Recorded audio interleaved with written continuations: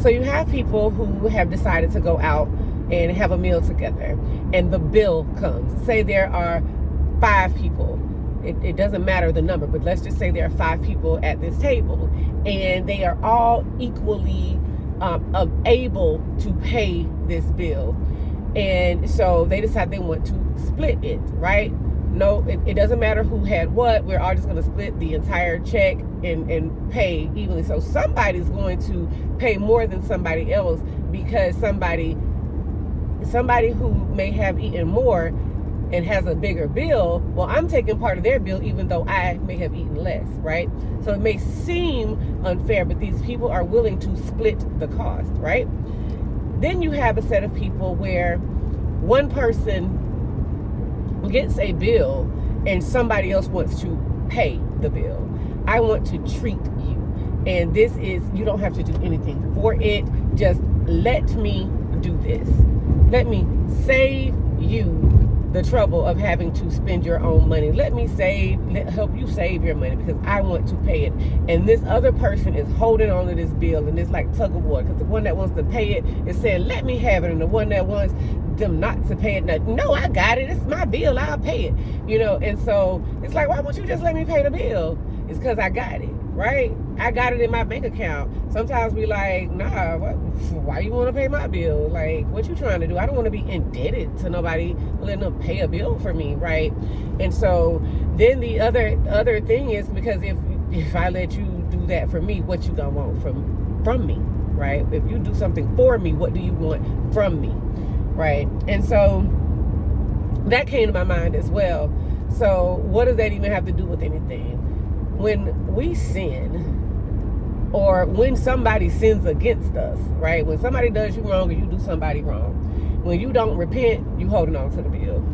When you won't forgive, you holding on to the bill. When you keeping a grudge, you holding on to the bill.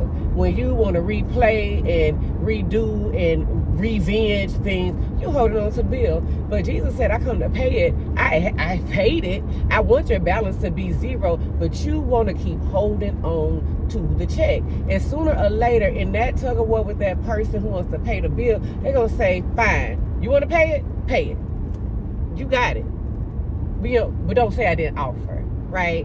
And so we are so assured in our salvation that we hold on, but we don't know we holding on to bills. And we do it on purpose. Jesus is like, let it go, I got it. We like, no, I got it. And but you be like, no, I'm set free. No, you holding on to the bill. Who you mad at today? Who do you remember that did what to you? How they looked at you, what they said, what you thought they said. You so sure, right, that we don't even go by the Bible to take care of things with one another the way God say take care of them. And we talk about we ain't holding nothing against nobody. No, you actually holding it against yourself. Because the reality of the situation is God, his requirements, they are very many. And we know all about like sin. Like the sin that look like sin that we can call sin. We know what that look like. They get called, it's a roll call of sin. Like this the only sins that's sin. But boy, it's some innocent sins out there that we don't think are sins. And we don't think it's wrong to like, oh, I remember what you did. I'll forgive, but never forget. Well, you hold on to that bill, because baby, God, please erase my memory. Give me common sense, give me discernment. But Lord, I don't want to be holding on to nothing. I don't want to withholding nothing. You can have it all. I surrender it all. I release my right to have anything to do with judgment against anybody for anything. Lord, thank you for delivering me. Because even when God calls us to have many of us don't even understand what a righteous judgment is, but when God tells us to judge righteously, he's telling us to judge according to how he judges, right? He's also inviting us to say what you see, how you see the judgment that you're able to give based on the position that you have within him. Understand that you're judged just that way. So when you want to, okay, I know you wrong. They was wrong for doing that, right? So then you should pray for them, right? That their faith failed them not. You should, if you're not weak in that area, the Bible says strong bear the infirmities of the weak. But you pointing out that they weak, that's not you bearing their infirmities. You know what I'm saying? He said, if somebody amongst you sins, then you restore them quickly and in love, lest you too fall into sin. And we be thinking, well, that done till you better restore them. You might start doing what they do. No, you might start judging like you God.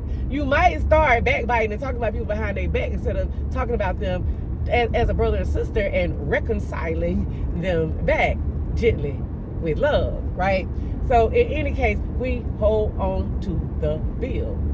And what I came to find out about my just through trying to get my finances in order. I remember when I paid off all my bills, all my debt. Oh God, what a wonderful feeling it was to be debt free.